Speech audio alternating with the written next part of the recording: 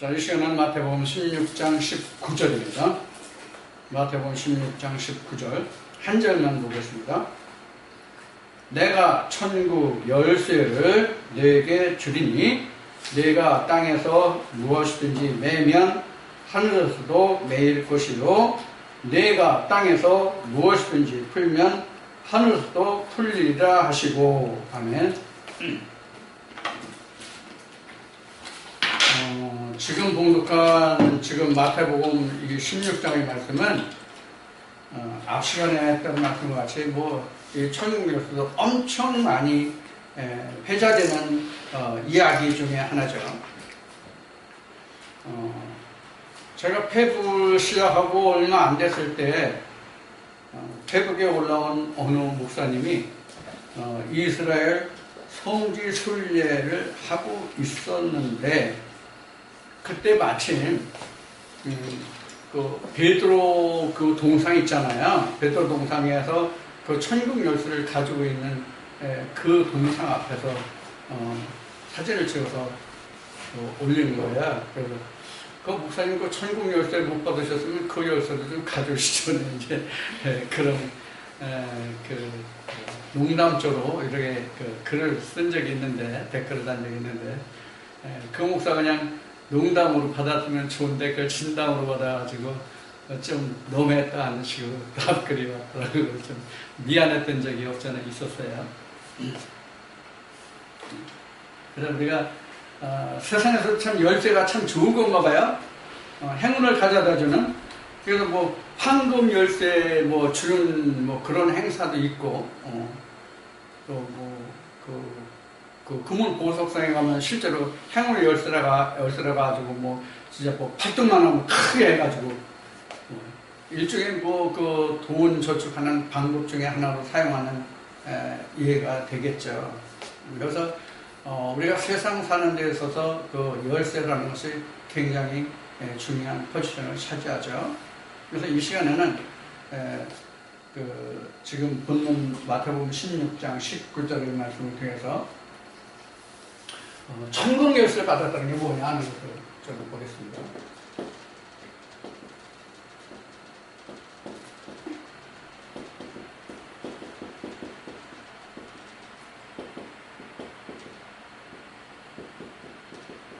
천국 열쇠를 받았다면서, 천국 열쇠를 받았다면서.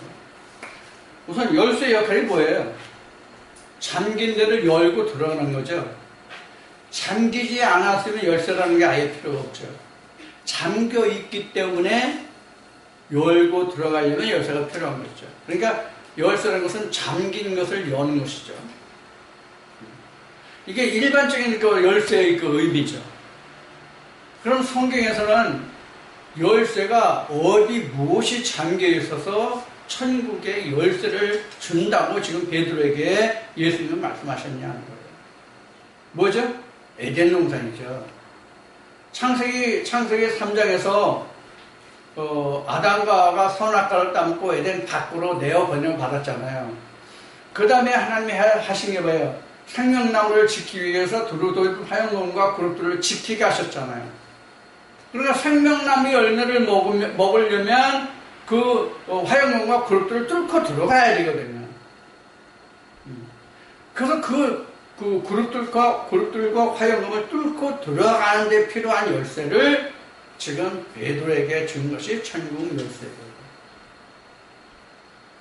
그런데 이걸 누가 줬어요? 예수가 줬어요. 내가 네게 이 열쇠를 주리니. 그러면 베드로에게 천국 열쇠를 주게 된 과정을 한번 살펴보자고요. 어떤 과정을 거쳐서 베드로에게 천국 열쇠가 주어졌느냐 하는 거예요. 가장 쉽게 얘기하면, 근본적으로 가장 쉽게 얘기하면, 예수가 누구인지를 깨달은 후에 베드로가 예수 그리스도가 누구인지를 깨달은 후에 천국 열쇠가 주어졌죠. 그러니까 예수가 누구인지를 깨닫지 못하면 천국 열쇠가 주어지지 않는 거예요. 여기에 우리가 문제가 있어요. 내가 아는 것과 깨달은 것은 차이가 있다. 아는 것과 깨달은 것은 차이가 있다.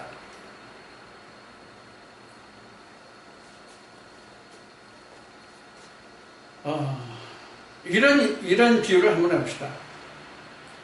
지금 여름이니까 여름과일 한참 나오죠. 여름과일의 대표적인 게 수박 참외겠죠. 수박 참외인데 수박을 모르는 사람 없어요. 그죠? 다 알아요. 수박을 안 먹은 사람 없을 거예요. 다 먹었을 거예요. 수박과 참외도 알레르기가 있어 못 먹은 사람이 혹시 있는지 그 의학적으로는 모르겠는데, 그런 것이 만약에 있다고 할지라도 그런 알레르기 반응에서 못 먹는 사람 빼놓고 다 먹어봤을 거예요. 그러면 알레르기 반응이든지 어떤 뭐든지 상황이 있어가지고 수박 참외가 그렇게 흔한데 수박 참외를 보긴 보았을 때 먹지 못한 그런 사람이 있다고 가정을 해봅시다. 그럼 그 사람한테 야, 수박을 먹으니까 참외를 먹으니까 맛이 이렇고 어떻고 하다는 걸 얘기하면 그 사람이 알겠어요? 몰라요. 그러면 수박 참외를 못 먹어본 사람들 수박 알아? 참외 알아? 그럼 참외 알아? 그럼 물어보면 안다고 할 거야? 모른다고 할 거야? 안다고 그러지. 왜? 봤으니까. 응? 어떻게 생겼으며 어떤 수박 종류가 있으며 참외도 어떻게 생겼으며 어떤 종류가 있으며 이걸 다 봤으니까 안다고 그러지. 근데 그 맛에 대해 얘기하라고 합니다. 뭐냐면 이거 똑같아요. 그래서 성경은 이렇게 얘기한 거예요. 예수님이 보기는 보아도 듣기는 들어도 보지 못하고 깨닫지 못합니다. 그 귀는 할례받지 못했다. 이렇게 기록하고 있는 거예요. 아니 귀 할례한다는 게 뭐예요? 귀 할례예요? 귀를 어떻게 할례하냐고. 지금 귀 할례가 나왔으니까 귀 할례 얘기면 귀 할례를 좀 생각해봅시다. 귀 할례라는 성경에서 귀 할례라는 것은 듣지 못해서 귀 할례를 얘기하는 게 아니에요. 깨닫지 못하네요. 깨닫지 못하네.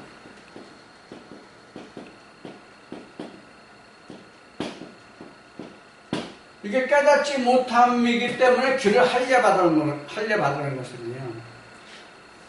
그래서 듣는 건 청이죠. 한문으로 얘기하면 청. 그렇죠?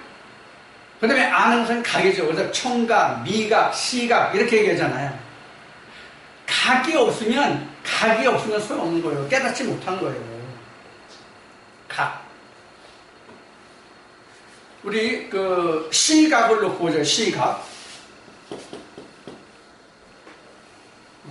시각을 놓고 보면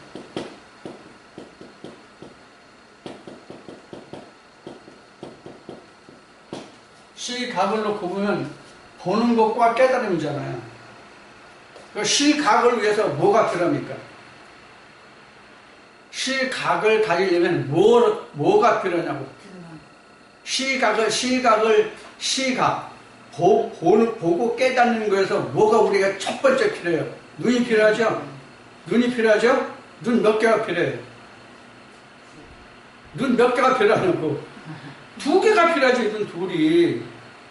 눈 하나면 뭐가 안 돼요? 각이 없어요. 눈이 하나면 각이 없어요.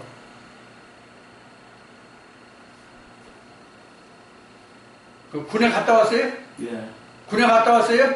군에 갔다 왔어요? 군에 갔다 왔어요? 예? 군에 가면 총 쏠 때 두 눈으로 보고 쏩니까? 한 눈을 보고 쏘죠? 한 눈을 감아요. 오른손잡이는 왼쪽 눈을 감고, 왼손잡이는 오른쪽 눈을 감아야 되겠죠. 총 겨누는 쪽이 다르니까, 왼쪽, 오른쪽. 그럼 한 눈으로 감는다는 얘기는 뭐냐면, 직선을 본다는 얘기예요. 두 눈으로 보는 얘기는 이렇게 각이 생겨요, 각이. 이렇게 각이 생기거든요. 그래서 뭐가 생겨요? 거리를 짐작을 할 수 있어요. 이게 각이에요. 듣는 것도 마찬가지예요.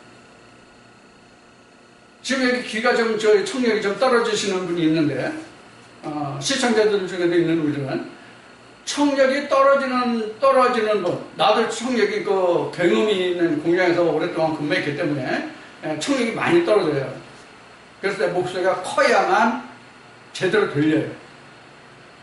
적게 하면 안 들리지나 들리긴 들리는데 각이 안 돼요. 각이 무슨 말을 하는지 깨달아지지 않아요. 그래서 소음 속에서 이야기를 할 때는 그냥 어떤 그 스토리로 이야기가 진행되어 가는 과정이라고 한다면 그 이야기를 바탕으로 대략 고개를 끄덕여요. 여기서 오는 미스가 상당히 많겠죠. 내가 지금 고개 끄덕일 상황이 아닌데 저 사람 왜 고개를 끄덕이지? 이럴 수도 있단 말이에요. 그럼 못 들어서 그래요? 들려요, 다 들려요. 사람의 예를 들면 노인네가 되면 귀가 어두워집니다. 점점 어두워져요. 그럼 귀가 어두워진다는 얘기가 뭐예요? 듣긴 듣는데 잘 깨달아지지 않는다는 얘기예요. 즉 발음이 정확하게 들려야만 그 말이 무슨 뜻인지를 알잖아요. 그렇지 않으면 그냥 소리로만 들린단 말이에요. 소리만 들린단 말이에요. 그러면 무슨 말인지를 몰라. 그러니까 놓치는 거예요. 근데 이런 사람에게 욕을 하면 기가 막히게 잘 들린다네. 귀가 어두운 사람한테 욕을 하면 기가 막히게 잘 듣는데. 그래서 내 주위에도 귀가 어두워서 보청기를 끼는 사람이 있어요. 앞에 계신 분 말고, 시청자 말고, 우리 밖에 있는 사람 중에. 그래서 그 사람한테 가끔 일할 때가 있어요. 같이 일할 때가 있어요. 그럼 그때 이런 농담을 해요. 보청기 꼈어? 안 꼈어? 꼈대. 그럼 욕하면 안 되겠네? 이제 이렇게 얘기해요. 근데 보청기가 또 배터리가 다 되면 제대로 안 들리더만 또 얘기 들으니까. 난 안 껴봐서 아직 보청기까지는 안 가서 모르는데. 자, 그러면 이제 욕을 이제 실제로 이제 한다는 뜻이 아니라 욕해도 못 알아듣겠네. 잘 못 듣는다. 그런 얘기죠. 자, 이게 보고 듣는다는 게 바로 이런 문제가 있는 것이거든요. 그래서 앞에 모두에도 얘기했지만 보기는 보아도 듣기는 들어도 보지 못하고 깨닫지 못함이라는 게 그런 거예요. 앞 시간에도 얘기했지만 예수님과 제자들이 3년 넘게 공생을 했잖아요. 같이 먹고 자고 한 공간에 생활했잖아요. 그래도 누구는 예수를 제대로 깨닫고 누구는 전혀 엉뚱한 데로 갔고 그래서 깨달았을지라도 누구는 더 멀리 갔고 누구는 겨우 이제 걸음마하고 이런 수준이었단 말이에요. 베드로가 술제자라고 하지만 나는 걸음마 단계였다고 생각을 해요. 사실은 내가 생각할 때는 누구에 비해서? 사도 요한에 비해서. 자, 그건 이제 개인적인 생각이고요. 이와 같이 우리가 귀의 할례를 받는다는 것은 뭐냐면 깨닫지 못한 거예요. 그래서 지금 제 동영상이 한 470편, 500편은 안 될 텐데 470여 편 되는 걸로 알고 있어요. 이 동영상을 보면은 제일 많이 들은 것이 지금까지 들은 것이 총 이제 한 3년이요. 3년 좀 지났나 그런데 5, 6, 7, 8, 4년째네 올해. 근데 제일 많이 본 게 뭐냐면 11조의 총정리편이 제일 많이 봤어요. 왜 그럴까요? 11조가 뜨거운 감자인지 불에 구운 무지 뭐 그렇거든 진짜. 물잔이 그렇고 안물잔이 그렇고. 그러니까 11조가 제일 많이 봤어요. 11조 정리편. 11조가 여러 가지 많이 나와 있는데 제일 많이 본 게 11조 정리편 제일 많이 봤어요. 자, 이와 같이 자기 관심사야. 그럼 11조 예를 들었으니까 11조 정리편을 했으면 그 11조에서 다 그 사람들이 예를 들어 1000명이 봤다면 1000명이 다 깨달았냐? 다 깨닫긴 깨달았는데 제각각 자기 기준에서 깨달았어. 만약에 그 사람들이 이 성경을 쓴 하나님의 의도대로 전달하는 사람이 전한 의도대로 깨달았으면 아마 우리 안에 있을 거예요. 깨달은 사람.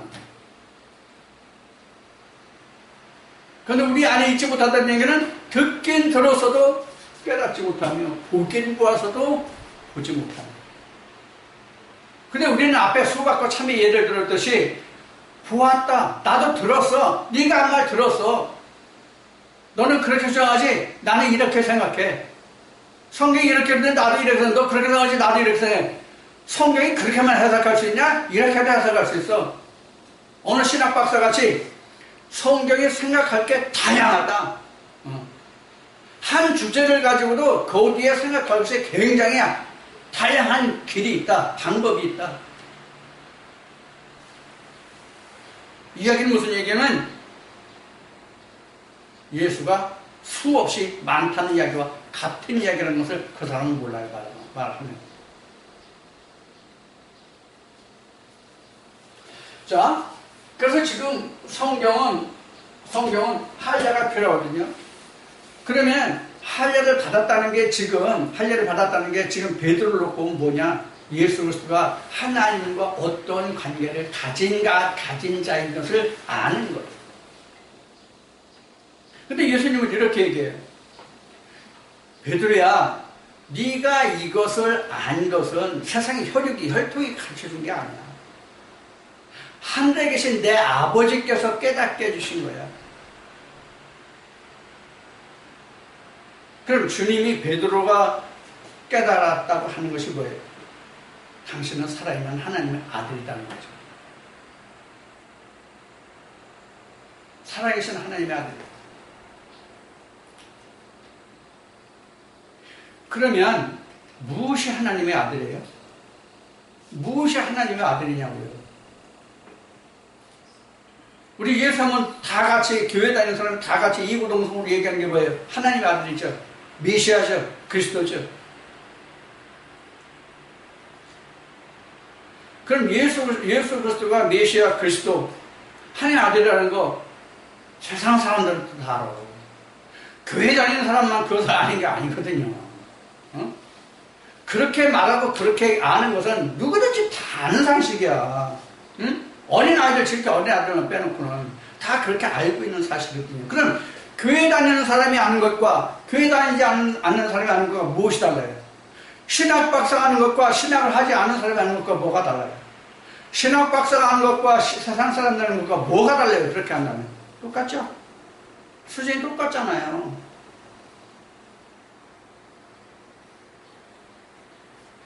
그러면 같은 예수라되 그럼 우리는 어떻게 알아야 되냐? 그가 왜 하나님의 아들인가 하는 거예요.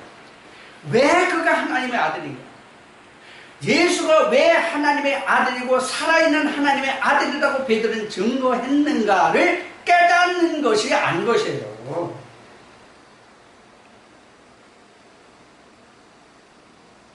그러면 베드로가 살아있는 하나님의 아들이요 그리스도요 메시아라는 것을 깨달았으면 무엇까지 아는 걸까요? 하나님과 예수와의 관계를 다 깨달았다고 해야 돼요. 하나님과 예수의 관계를 다 깨달은 거예요. 그러면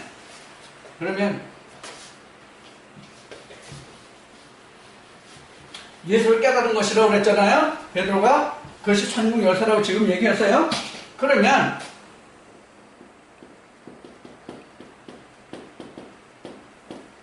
이것도 사실은 제 블로그와 저희 동영상에 보면 있어요. 예수의 정책 있어요. 다 나왔어요. 예수의 정책은 뭐예요? 우리가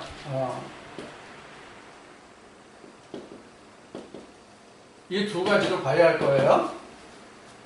이 두 가지로 봐야 할 거예요. 성경대로 하려면 육으로 보면 다윗의 혈통이죠. 성경은 하나님의 아들이죠.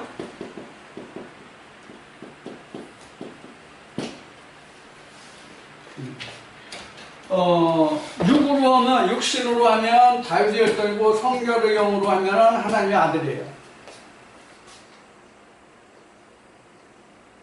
그런데 분명히 로마서에는 이렇게 기록한 로마서 1장에 이렇게 기록하는데 사도 바울 로마서 교회 편지할 때 이렇게 편지했는데 우리가 실제로 예수를 아는 것은 뭘 알아요? 육체의 예수로 알아요. 육체의 예수로 알아요. 이거 바울이 잘 증거하는 거예요. 그래서 고린도후서 5장인가 거기 보면 우리가 지금까지 그 사람을 육체대로 알았으나 이제는 육체대로 알지를 않기로 한다면서 예수 그리스도도 그렇다고 그랬어요.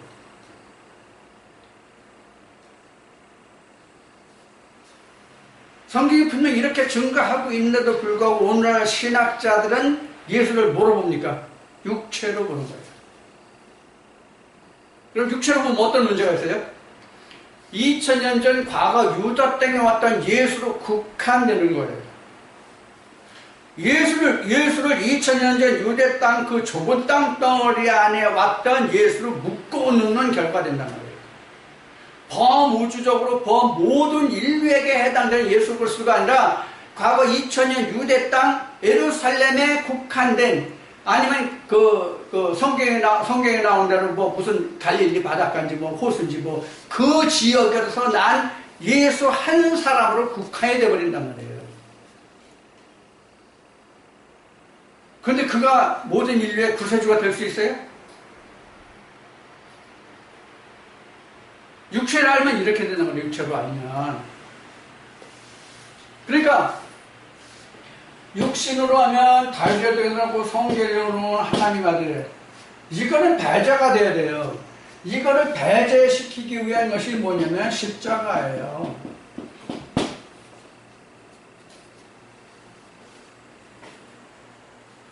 예수를 십자가에서 육신을 십자가에 못 박아 십자가 없으니까 뭐만 보여요? 이것만 보이잖아. 성결의 영만 보이잖아. 성결의 영만. 이 고백이 지금 얘기한 바울이 그를 육체로, 예수를 육체로 하는요, 영으로만 안다.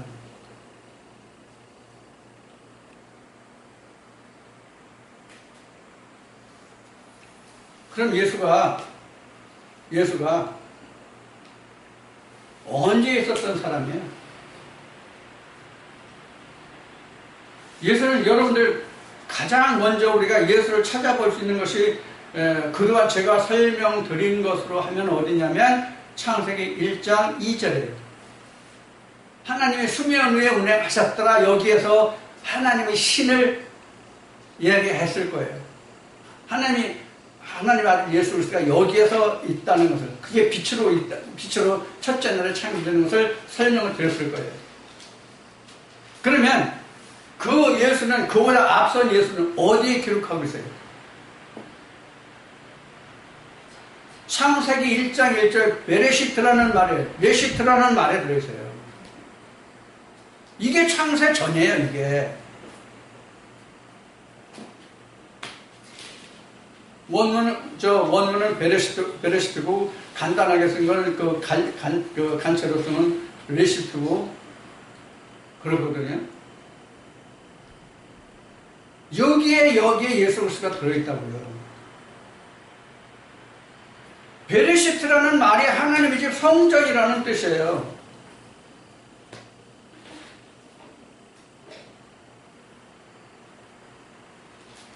지금 베드로가 깨달은 것이 이거예요. 베레시트를 깨달았다고 보면 돼요. 베레시트를 깨달았다는 것은 베드로로 봐서는 그때 당시에는 신약이 있기 전이니까, 현재 우리가 신약을 보고 있지만은 신약이 없을 때니까 그때는 뭐만 보였어요? 모세경과 선지서와 그 시가서들만 있었을 거 아니에요. 그럼 그게 쫙 떼떨어졌다는 얘기와 같은 거예요. 우리는 신약을 보고 예수를 증거하지만 그때 당시 신약이 없는데 무엇으로 예수를 증거할 게 있냐고.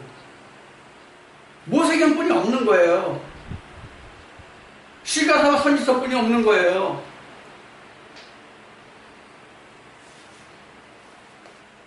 그럼 시편에서는 예수를 상징한 대상 이름이 뭡니까?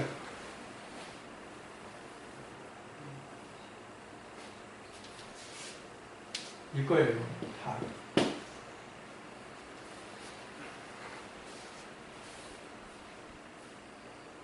다윗이 예수의 상징이에요. 다윗이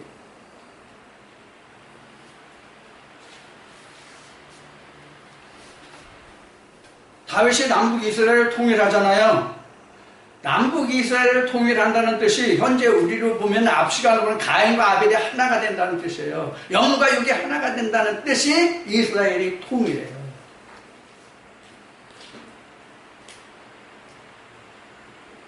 세상적인 육으로 보는 이스라엘의 통일이 아니에요, 지금은. 그러면 영과 육이 통일되면 뭐가 돼요?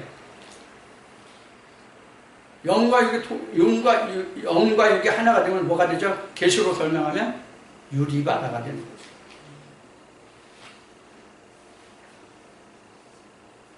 그것을 깨달은 거예요. 그러면 그게 천국 열쇠예요. 자, 그러면 천국 열쇠를 받고 보니까 예수님이 베드로에게 하신 말씀이 뭐예요? 하신 말씀이 뭐예요? 땅에서 매이고 풀리면. 땅이 뭐예요? 혼이에요. 불식해요. 앞시간으로는 불식해요. 우리 마음이에요.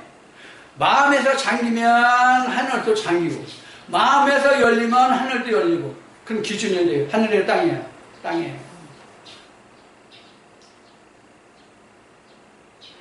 하나님의 일, 즉 천국의 일은 내게 있는 거지 하나님께 있는 게 아니에요.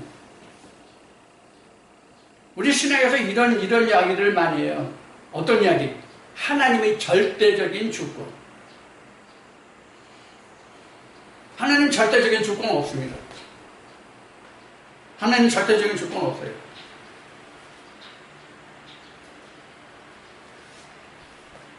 자, 이것을 세상적인 예로 한번 들어봅시다. 한 나라의 주권을 통제하는 데 있어서 그 주권을 통제하는 기본 틀이 뭡니까? 헌법이죠? 그럼 헌법은 곧 국가란 말이에요. 헌법은 곧 국가인데 국가가 헌법을 주장하나요? 사람이 헌법을 주장하나요? 사람이 헌법을 주장해요.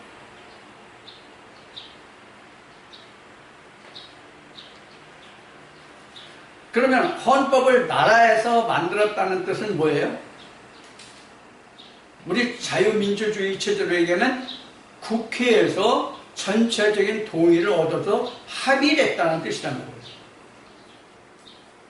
그러니까 성경을 보면 모든 선자들이 기록한 글이 하나님의 뜻에 부합하게 기록됐잖아요. 그러니까 뭐예요? 동의된 거죠, 하나님과. 그러면 이 성경을 수행하는 자가 누구예요? 사람이. 헌법을 제정했어도 그걸 수행하는 것은 사람이죠. 그 주체가.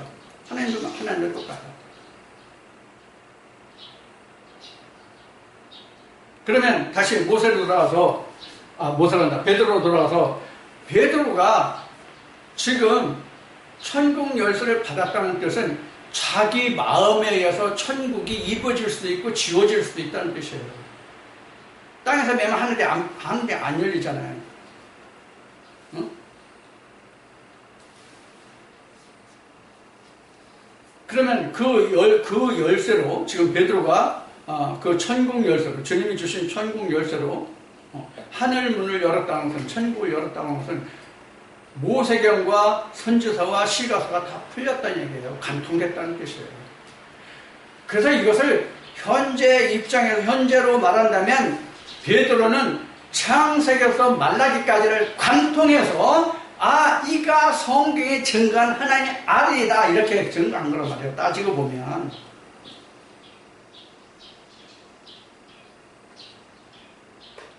그러니 안 될 게 어디 있어요?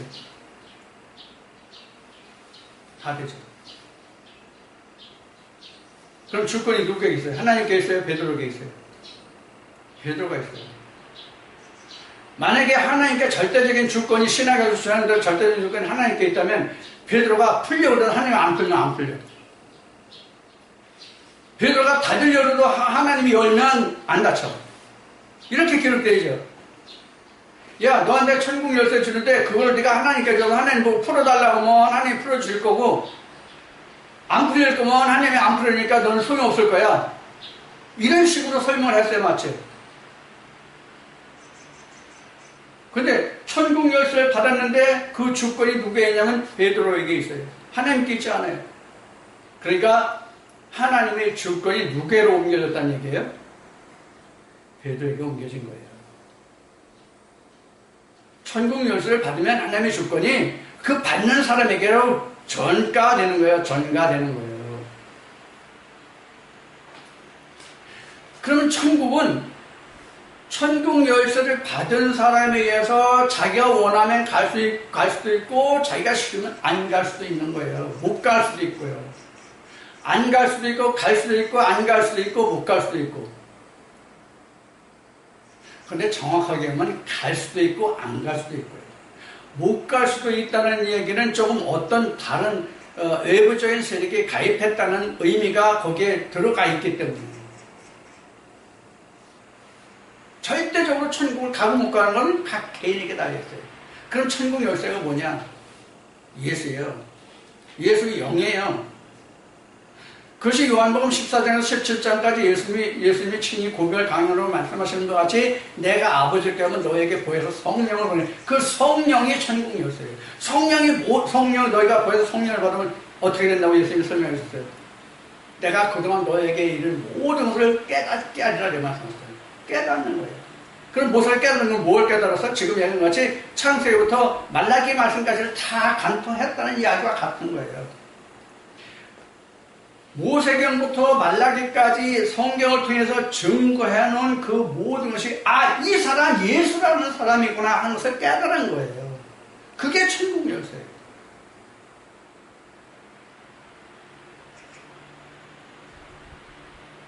천국 열쇠를 받으면 성경이 풀려요. 이건 우리는 성령 받았다라고 얘기하는 거예요. 예수님이 말씀하신 것 같이 예수님이 그동안 말씀하셨던 그 모든 걸 제자들이 깨닫지 못했잖아요. 그럼 내가 가면 너에게 보여서 성령을 보내준다 그러잖아요. 실제로 오순절에 의해서 성령이 와서 제자들이 그동안 예수님이 말씀하신 것을 다 깨달았잖아요. 그때부터 뭐가 일어났어요? 제자들이 예수를 증거하는 사도가 됐잖아요. 그러니까 이 깨닫는다.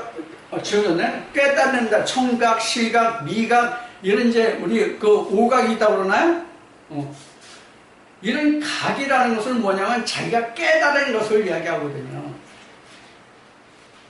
그래서 성령이 오기 전에는 하나님과 예수를 알지만 깨닫지 못하기 때문에 사람의 예대로 세상의 예대로 자기 지식으로 얘기할 수뿐이 없는 거죠.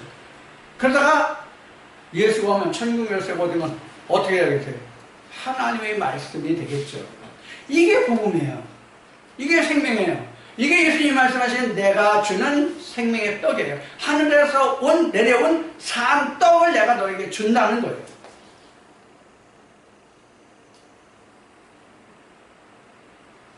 그래서 지금 예수님이 베드로에게 땅에서 내면 하늘에서 메고 땅에서 풀면 하늘에서 풀린다는 뜻은 다른 각도로 보면 네가 말씀을 주어서 그 사람이 깨달아 그 말씀을 받을 것 같으면 네가 그 말씀을 주어서 그 사람을 하늘로 되게 할 수도 있고 듣지 않으면 주지 않아서 그 사람이 천국 백성이 되지 않게 할 수도 있고라는 말과도 같아요. 그래서 예수님이 제자들을 밖에 내면서 복음을 전하는 전도훈련, 우리가 신학에서 그냥 전도훈련이라고 얘기했죠. 전도훈련 나갔었잖아요. 전도훈련 나갈 때 예수님이 하신 말씀이 뭐예요? 야, 너희들이 가서 그 사람들이 영접하면 너희가 그들에게 이 복음을 증거하고 그렇지 않으면 뭔지라도 털어버리라 이러나. 이게 지금 이야기한 그 뜻이에요. 그러니까 천국 열쇠를 받은 사람은 천국을 전해줄 수도 있고 그걸 끊을 수도 있단 말이에요. 그럼 상대방에게 천국이 매이잖아요. 풀릴 수도 있고 매일 수도 있잖아요. 천국 복음을 안 듣는데 못 들었는데 어떻게 천국이 열릴 수 있냐? 하나님이 열릴 수 있냐?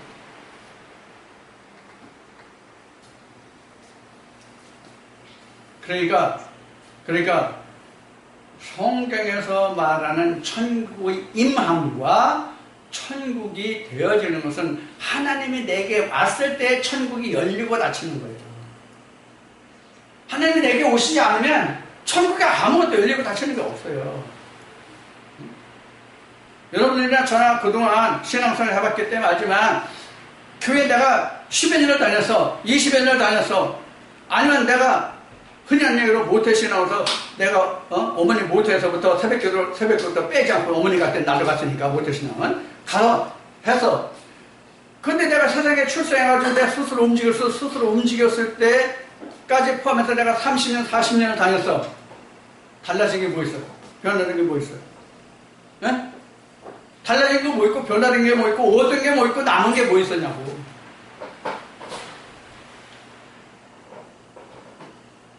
이게 바로 뭐예요? 보고 듣지 못함이에요. 봤으면, 들었으면, 분명히 남는 게 있잖아요. 예를 들어서 내가 어디 여행을 갔어. 제주도를 갔어. 강원도를 갔어. 뭐, 부산 갔어. 남해를 갔어. 아니면 서해안 어딜 갔어. 그럼 남는 게 뭐예요? 사진 한 장이라도 남아있잖아. 어? 지금은 꼭 카라멜 안 갖고 와도 저 휴대폰 지금 다 카라멜 다 하나씩 들어있잖아. 어? 그거를 찍어오면 돼. 그 카라멜을 담아오면. 어? 내 카메라를 실수한 게 아니에요. 이건 고의적으로 한 거예요. 그 카라멜에 사진을 담아오면 한 장에도 남잖아요. 지금은 저 컴퓨터하고 연결해가지고 컴퓨터에서도 볼 수 있고, 그것도 사진관에 가면 사진관에서 USB로 뽑아서 다 인화해 주잖아요.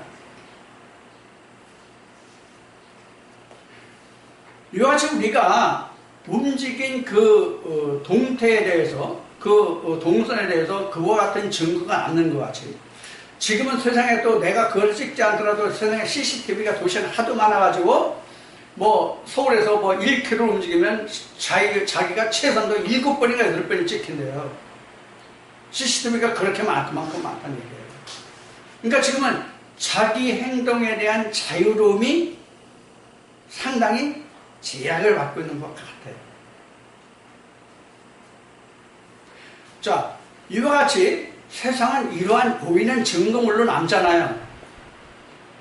근데 성경은 지금 베드로에게 천국 열쇠를 줬다고는 천국 열쇠가 사람의 시각으로 보여지게 남는 게 아니라 누구든지 다 볼 수 있게 남는 것이 아니라 자기만이 알 수 있는 증거로 남아요. 그래서 이것을 호심경이라고 그랬고 마음의 신비에 새긴다 이렇게 얘기해요. 그게 증거예요. 그게 천국 열쇠예요. 그럼 뭐를 새겨져요? 예수라는 이름으로 새겨지는 거예요. 지금 마태복음 16장에서 증거를 했잖아요. 예수가 누구인 것을 아는 것이 뭐예요? 천국 열쇠란 말이에요. 그러니까 천국 열쇠가 주어진다는 얘기는 예수가 각자의 마음의 신비에 새겨지는 거예요. 이것을 다른 말로 하면 속사람이에요. 속사람. 그러니까 속사람은 누구예요? 결국은 하나님의 영 그리스도가 속사람이에요. 겉사람은 내가 속사람이 아니라 내 마음이 겉사람이고요. 앞 시간에 아담이라고 얘기한 아담도 내 마음을 얘기하는 거예요. 이 육신이 얘기하는 게 아니에요. 이 육신은 집일 뿐이에요, 집. 자, 이와 같이 천국 열쇠를 받았다고 하는 것은 예수가 하나님과의 관계가 어떤 자인가를 아는 거예요. 그럼 우리는 지금 베드로는 실제 2000년 전 과거 유대 땅에서 예수의 실상을 보고 이것을 증거했잖아요. 그럼 지금 실상의 예수가 우리에게 현재 있어요? 없어요? 없잖아요. 그럼 현 시대를 살아가는 사람들 또 우리 후세들은 과연 그럼 어떻게 베드로와 같은 증거를 할 수 있겠냐는 거예요. 어떻게? 예수라는 실체가 없는데 그 답이 뭡니까? 지금까지 말한 것에 답이 있어요. 뭐예요? 그 마음에 새겨진 예수가 어떤 예수는 아는 거예요. 신비에 새겨진 예수가 어떤 예수냐가 실체의 베드로가 실체의 예수를 놓고 당신은 살아있는 하나님의 아들이라고 증거한 것과 같아요. 지금. 그러니까 내 신비에 어떤 말씀을 들어서 어떤 예수 그리스도가 내 마음에 각인되어 있느냐, 어떤 말씀을 어떻게 들어서 어떤 모습의 예수가 우리 마음에 내 마음에 각인됐느냐가 곧 천국 열쇠를 받았다 못 받았다 이야기란 말이에요. 자, 예수님 이런 말씀하시죠. 하나님은 영이다. 그렇죠? 하나님은 영이다. 그럼 예수는? 예수의 정체는 얘기했잖아요. 예수의 정체는 육이에요? 영이에요? 영이거든요. 예수의 정체는 사실은 이거잖아요. 하나님이 영이잖아요. 그럼 하나님이 영이라고 한다면 하나님이 영이면 예수도 영이잖아요. 영 속에 영이 들어있지 실체가 들어있잖아요. 있지 않잖아요. 그런데 예수와 성결의 영 보이지 않는 영은 뼈가 살이 없으니까 보이지 않잖아요. 근데 나는 있다고 그랬단 말이에요. 그럼 그게 뭐예요? 이거죠? 이게 뭐예요? 신비라고 얘기했어요. 이게 구약에서는 호신경 나와요. 신약에서는 또 이거 속사람이에요. 또 야고보서는 또 마음에 심긴 도예요. 야고보서는 마음에 심긴 도예요. 이렇게 설명이 되는데 자, 이것이 말씀이 육신을 입었기 때문에 자기를 보면서 예수 그리스도의 실체를 확인할 수 있어야 돼요. 어떻게 확인합니까? 말씀과 내가 같이 가느냐예요. 말씀이 나와 함께 있느냐예요. 같이 가느냐는. 그러니까 말씀이 나와 함께 가느냐, 함께 있느냐. 그러면 베드로가 예수의 실체를 가장 확실하게 영으로 확인된 때가 언제입니까? 이는 뭐 베드로뿐만이 아니라 제자들이에요. 이게 방금 조금 전에 얘기한 오순절이에요. 그런데 베드로에게도 각별한 깨달음이 있었겠죠. 느낌이 있었겠죠. 왜? 예수가 살아있을 때 그가 하나님의 아들이라는 것을 증거해서 천국 열쇠를 받았죠. 그런데 오순절을 통해서 예수 그리스도가 그런 존재라는 걸 다시 한번 깨닫게 되죠.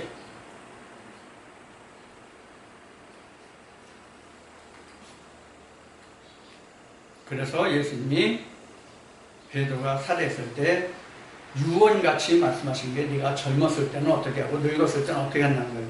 그대로 있잖아요. 그래서 그걸 거꾸로 죽었잖아요. 십자가에서 거꾸로 죽었다고 그렇게 우리가 역사에 증거하고 있잖아요.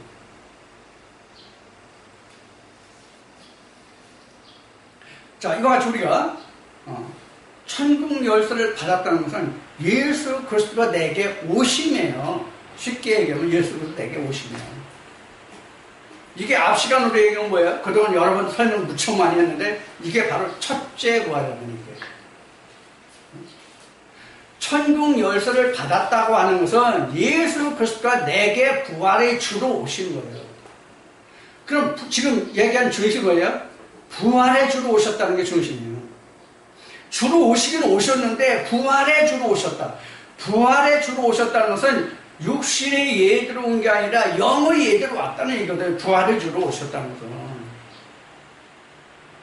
그래서 부활의 첫째 부활의 순서는 차례대로인데 예수 그리스도가 먼저 부활을 해야 되고 고린도전서 15장에 그렇게 나오고 마태복음 27장에도 예수가 먼저 부활하고 그 다음에 무덤에 이제 많이 일어났더라라고 되어 있는 거예요.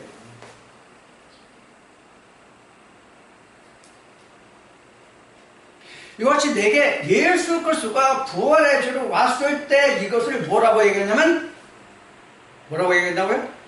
천국 열쇠다. 그러니까 이때 당시에 그 베드로가 본 예수는 살아있는 하나님의 아들이라는 것을 그럼 어떤 것으로 증거한 거예요? 말씀에 육신을 입은 자다라는 것을 증거한 것과 같아요. 당신은 말씀을 육신을 입고 온 자다. 너는 요셉과 마리아의 아들이 아니라 하나님 말씀을 입고 온 자다. 이걸 깨달았다는 얘기예요. 이게 천국, 이것을 아는 게 천국 열쇠예요. 그래서 영으로 안 거죠. 이게 예수의 첫째 부활이란 말이에요. 예수의 첫째 부활이 아니라 각자에게서 첫째 부활이란 말이에요. 이 첫째 부활을 내가 깨닫는 것이 바로 천국 열쇠를 받는 순간이고, 천국 열쇠를 받아야 그때부터 예수 그리스도의 반석 위에 세워지는 하나님의 집이 세워지는 거예요. 그러니까 음부의 권세가 침공을 못하는 거예요. 하나님이 세우셨기 때문에, 말씀이 세워졌기 때문에, 말씀으로 세워졌기 때문에. 그게 어디 세워진다? 신비에 세워진다. 신비에. 어디 가서? 신비에 세워진다. 속사람으로 남아진다. 심긴 도다. 도라는 것은, 성경에서 도라는 것은 예수를 말하는 거예요. 길이라는 길을 말하는 거예요. 자, 지금 말하는 바와 같이, 지금 마태복음 16장에서 지금 예수님이 베드로에게 천국 열쇠를 주셨다는 것은 예수님이 주신 것이 아니라 베드로가 친히 받은 거예요. 그런데 왜 예수가 내가 내게 준다고 그러냐? 그 열쇠 자체가 예수거든. 응? 그 열쇠 자체가 예수이기 때문에 내가 너에게 천국 열쇠를 주리니 이러하시는 거예요.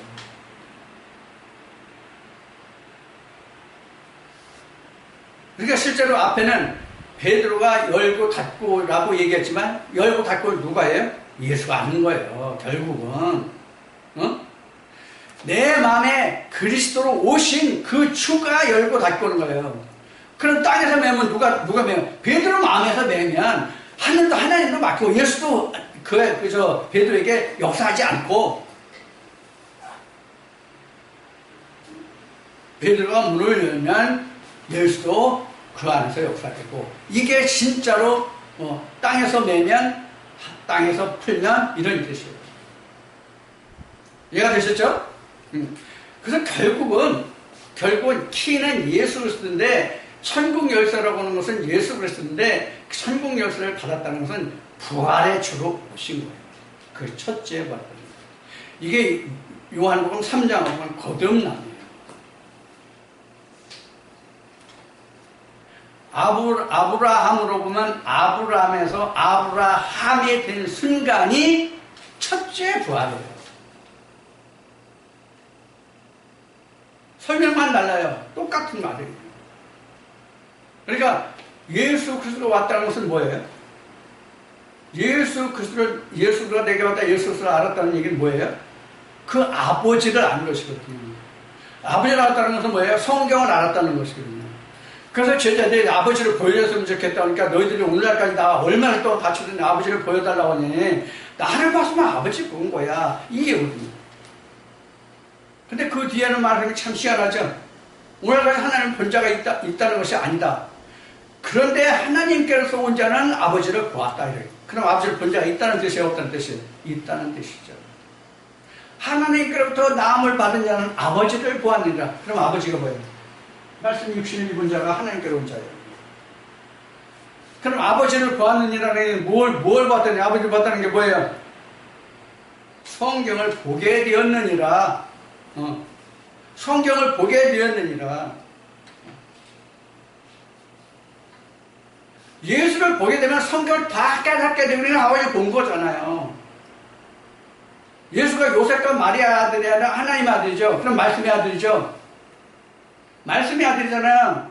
성경 말씀을 육신으로 입고 온 자가 예수잖아요. 성경이 그렇게 설명하고 있죠. 그럼 우리도 말씀을 육신을 입은 우리도 뭐예요? 하나님께로부터 온 자잖아요. 하나님부터 나아받은 자잖아요. 그러니까 하나님의 아버지가 되는 거죠. 육신의 아버지가 아니라 영의 아버지죠. 그러니까 성경은 모든 것을 말하는 게 육신이 있으되 영으로 말하는 것이 성경이에요. 표면적인 것, 겉에 있는 것, 눈에 보이는 것이 있으되 눈에 보이지 않는 것으로 말하고 설명하는 것이 성경이다. 그것을 본 게 천국 열쇠를 받았다는 뜻입니다. 그래서 히브리서는 이렇게 기록하고 있죠. 눈에 보이는 것을 믿는 것을 그걸 누가 믿음이라고 그러냐. 보이지 않는 것을 믿는 것이 믿음이다. 이렇게 해준 거죠. 육신은 보이되 영은 보이지 않잖아요. 이것을 깨달은 과정을 설명한 게 로마서예요. 바울이에요.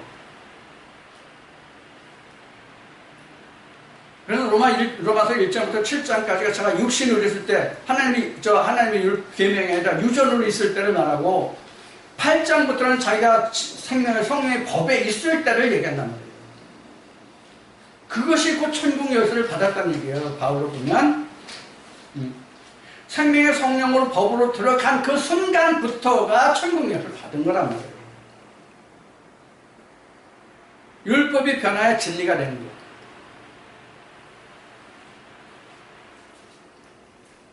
자, 그래서 지금 천국 열쇠를 베드로가 받았다고 하는 것은 어떤 실체적인 열쇠가 아니라는 것을 우리가 다 잘 알고 있겠지만은 그 천국 열쇠는 곧 뭐다?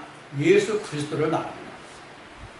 그럼 오늘날 예수 그리스도의 실체가 없는데 그럼 오늘날을 사는 우리는 또 우리 후세는 어떻게 할 것이냐? 그래서 우리는 말씀으로 확인합니다. 그래서 말씀이 육신을 입은 것을 거듭남이라고 그러는데 그 거듭남이 곧 천국 열쇠를 받았다는 거예요. 거듭남이 곧 뭐예요? 첫째 부활이란 말이에요.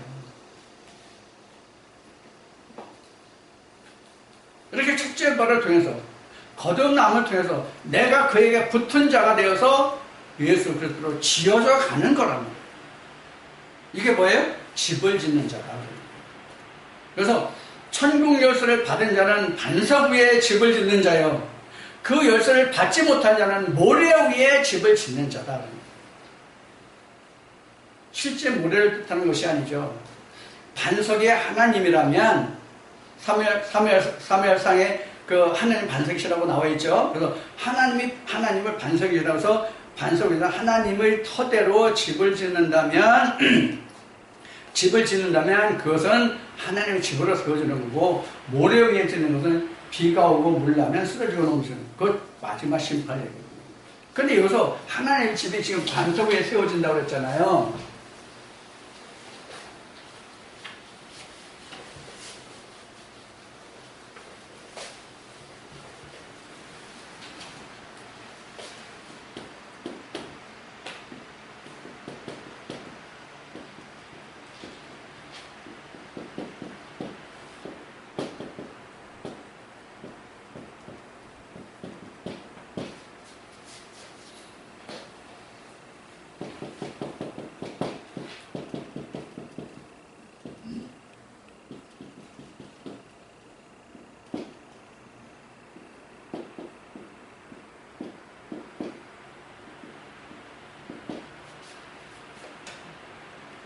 이렇게 집을 짓는 사람이 있는가 하면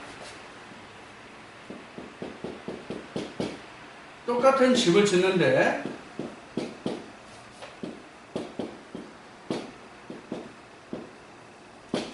이렇게 집을 짓는 사람들이 있다는 거예요. 이게 뭐냐고요, 이게. 내 터전 위에 하나님의 집을 세우려고 한단 말이에요. 응? 내 터전 위에 하나님의 집을, 하나님의 성전을 세우려고 한단 말이에요, 자꾸. 응? 우리는 그게 아니라 나는 전혀 배제되고 하나님의 반석 위에 하나님의 집을 짓는 거예요. 나는 없고.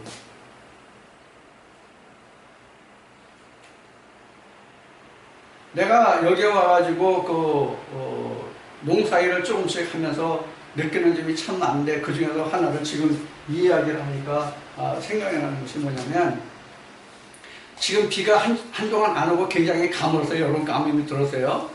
그래서 지금 밭에 나는 풀을 뽑으려면요 호미 끝이 들어가지 않을 정도로 땅이 단단해요.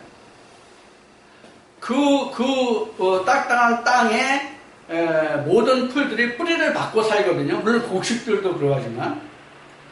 근데 그 곡식들을 호미를 단단한 땅에 잡초들이 자라고 있기 때문에 잡초를 제거하려면 단단한 땅을, 딱딱한 땅을 호미로 파다시피, 곡괭이질해서 아니면 세상이라서 파듯이 파야 흙이 파져요. 그러면 부드러운 흙은 가루로 돼서 뿌리가 바로 뽑히거든요. 그 딱딱한 땅은 이렇게 풀이 났으면 이렇게 뿌리가 잡혔잖아요. 그 호미를 파면 이렇게 흙 덩어리째 이렇게 뽑혀요. 덩어리째. 그럼 어떻게 풀이 뽑히겠어요? 이 흙을 푸셔야 돼요. 이게 성경으로 말하면 내가 죽었다요. 내가 산산이 부서져야만 내 속에 있는 모든 악의 뿌리가 드러나서 뽑혀요. 이렇게 흙을 부숴서 털면 덩어리져서 올라오는 그런 잡초를 이 흙을 부숴서 깨면 뿌리가 하얗게 드러나요. 나도 이렇게 하나님 말씀으로 뒤집어져서 내가 산산이 부서지지 않으면 나의 잡초가 완전히 드러나질 않아요. 똑같아요, 성경. 내 이것을 많이 느껴요. 그래서 예수님은 누가복음에서 이렇게 말씀하셔요. 두루 파고 고르더라. 항상. 땅은 파지 않으면 금방 굳습니다. 아무리 좋은 땅도요, 항상 농부가 파지 않으면 땅이 단단하게 굳어요. 그러면 여기서 마태복음 13장에 보면 옥토가 나오는데 굳은 땅과 부드러운 땅을 설명을 드릴게요. 우리의 속담에 어느 땅에 물이 고인다고 되어 있어요? 딱딱한 땅에 물이 고인다 되어 있어요.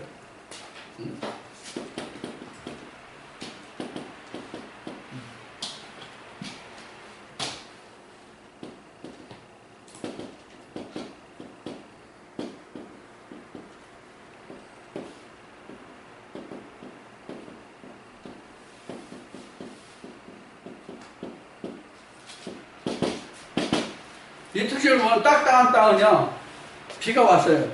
어떻게 될까요? 물 고여요. 비가 오면 물이 고여요. 여기는 슬려요.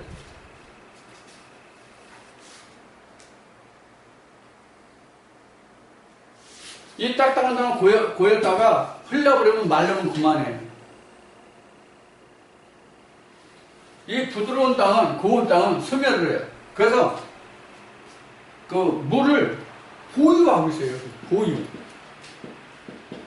여기는 버려진다고 보면 돼요. 스며들지 않는다. 그러니까 천국 열쇠를 받았다는 것은 이런 땅이에요. 이런 부드러운 땅에서 몇 배가 나와야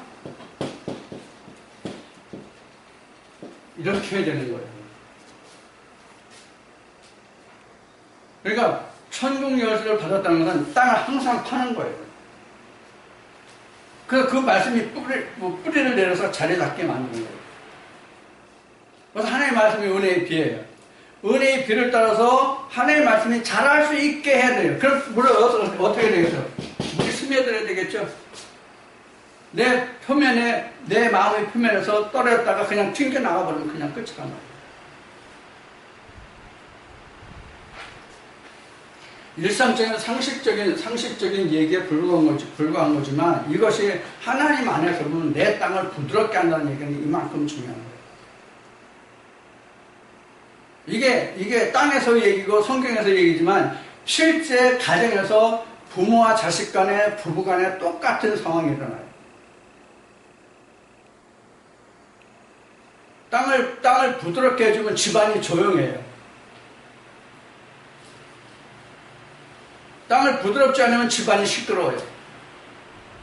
아침상이 간단해요. 땅이 부드러우면 상이 부드러워요. 상이 풍성해요. 똑같아요. 우리도 심령적으로 땅이 부드러우면 항상 하나님의 말씀이 풍성해집니다. 하나님과 나의 관계가 원만해요. 언제든지 그 품에 들어갈 수 있고 언제든지 아름다운 생명의 말씀을 들을 수 있어요. 그게 사랑이죠. 우리 육신도 똑같다는 얘기예요. 그래서 성경을 알면 자기 자신을 알고 인생의 삶을 깨달을 수 있는 거예요. 다는 아니겠죠. 그래서 우리에게 뭐가 필요하면 성경이 필요한 거예요. 그래서 우리에게 성경이 필요한 거예요. 그래서 우리에게 성경이 필요하다는 얘기는 내가 누구냐 하는 거예요. 내가 누구냐 하는 게 어디 나와요? 내가 누구냐 하는 게 어디 나와요? 출애굽기 나와요. 출애굽기. Who am I? I am that I am. 이게 나와요. 그래서 자기 자신에게 항상 Who am I? 물어봐요. 내가 누구냐고 물어봐요. 내가 누구냐고 물어봐서 I am that I am 이라는 단계까지 가면 내가 천국 열쇠를 받은 거다 하는 얘기예요. 이게 나는 나다죠. 지극하면 나는 나다. 그리고 저 대설구력 관계대명사라고 학교 다닐 때만 배울 거예요. 근데 이 관계대명사가 된만 있어요? 인칭 관계대명사는 가장 많이 쓰는 게 후나 훔이잖아요. 근데 거기는 후나 훔을 안 썼어요. 대를 썼어요. 물질 관계대명사로 썼거든요. 대시라는. 그럼 나라는 물건과 결과적인 나라는 물건이 같다는 얘기예요. 물질적으로. 원소적으로 물질적으로 같다는 뜻이에요. 사람이 같은 게 아니에요. 성품이 같아야 같은 거예요. 성품이 같아야 같은 것이지 물질이 같다고 같은 게 아니에요. 물질로 따지면 너나 내나 물질로는 똑같아요. 화학 원소로 육신을 뜯어보면 실제로 뭐 과학자들 얘기를 들으면 흙과 똑같은 성질을 가지고 있다는 우리 육신이. 근데 그 성질 육신의 그 고깃덩어리, 살덩어리 육질로 보면 성질로 보면 다 같은 그런 것을 가졌다고 할지라도 마음에 심긴 그것을 보면 다 틀리잖아요. 그래서 I am that I am이라는 것은 형질을 얘기하는 것이 아니라 그 본질을 말하는 것이다. 자, 이와 같이 우리가 천국 열쇠를 받았다고 하는 것은 많은 것으로 설명을 할 수가 있겠지만은 결국은 내가 나됨을 깨닫게 되는 순간이 결국은 천국 열쇠 받은 거예요. 내가 왜 나인지를 깨닫는 것. 그 결과를 찾을 수 있는 것이 성경이다 하는 것 뿐이에요. 우리가 바울의 서신을 보면 이것을 알려고 옛날 사람들이 얼마나 고찰을 많이 했어요. 그래서 생겨난 게 뭐예요? 헬라 철학이잖아요. 근데 그들이 결과를 못 찾았다고 그랬잖아요. 그럼 이 이야기는 바울의 결론이 뭐예요? 하나님 안에서만 이걸 찾을 수 있다거든요. 그것을 먼저 찾았다고 증거한 것이 지금 베드로의 천국 열쇠 이야기예요. 그럼 베드로만 그렇게 되느냐? 아니다. 하나님의 성호를 부르고 예수 그리스도의 이름을 부르는 누구든지 다 베드로와 같은 천국 열쇠를 받는 자가 되어야 된다는 얘기잖아요. 베드로만 그렇게 된다고 하면, 예수만 그렇게 된다고 그러면, 옛날 얘기가 이미 다 끝난 얘기잖아. 어떤 역사적인 있었던 사실을 아는 거에 불과하잖아. 그럼 나이가 남은 숙제가 뭐야? 아무것도 없잖아. 아는 것은 이미 끝났으니까. 그것을 인지하는 것을 끝났으니까. 그러나 내가 그렇게 돼야 된다고 하는 것을 알았다면 어떻게 돼? 그렇게 되려고 길을 갈 거 아니야? 뭘 어떻게 하든지 간에 그걸 쫓아갈 거 아니야? 그 결론이 어떻게 나든지 간에 일단 시작을 할 수 있잖아. 그 시작이 천국 열쇠예요. 내가 하나님같이 예수 그리스도같이 되려고 출발할 수 있는 그 동기부여가 되는 그 순간, 그것이 바로 천국 열쇠예요. 그게 예수라는 얘기죠.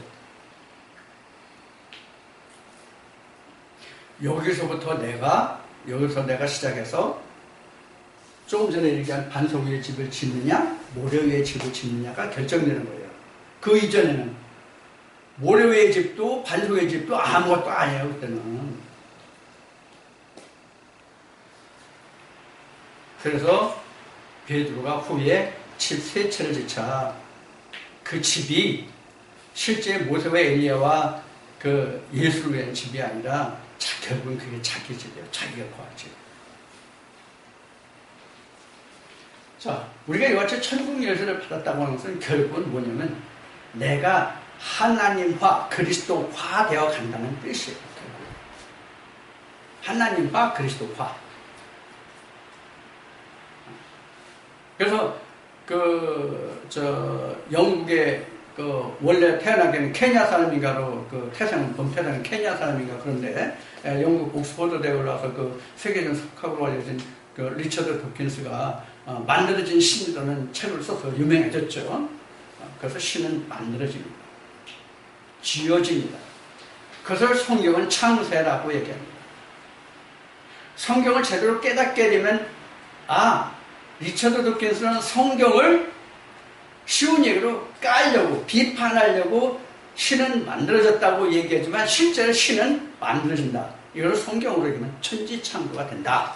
이렇게 말씀합니다. 오늘도 지금 신을 만드는 일이죠. 하나님이 나를 통해서. 그렇죠? 신은 만들어진다. 어떤 신으로 만들어졌냐가 문제다. 그런 얘기죠. 그래서 우리가 천국 열쇠를 받았다고 하는 것은 지금 이야기한 같이 내가 그리스도화, 하나님화 되어가는 첫 단계가 천국 열쇠를 받았다 이 뜻인데 그것을 거듭납니다. 여기서는 천국 열쇠를 받았다. 그러면 거기에 반석이 집을 짓게 된다. 그런 얘기가 됩니다. 참 쉽죠? 자, 이와 같이 우리가 모든 세상의 일은 다 내가 아는 데서부터 발언을 합니다. 내가 아는 데서부터 발언을 하는 거예요. 내가 알지 못하면 그 아무것도 시작을 할 수가 없어요. 아는 데서부터 시작이 되는 거예요. 그래서 세상 속담에도 아는 것이 지식이 힘이다. 성경도 하나님을 아는 지식이 곧 힘이다. 그런 얘기가 되겠죠. 그래서 하나님을 아는 지식으로 들어가는 첫 관문이 천국 열쇠 거듭나 똑같습니다. 앞 시간에 얘기한 아담에게서 가인과 아벨이 있다는 것을 깨닫는 가인과 사실은 똑같은 거예요. 표현이 다르지만. 자, 오늘 2시간을 거쳐서 여러분들 함께 나눈 말씀들 중에 하나님의 역사하시는 성령의 교회에 대하시는 말씀만 여러분의 신비에 가득 차고 넘치기를 기원합니다.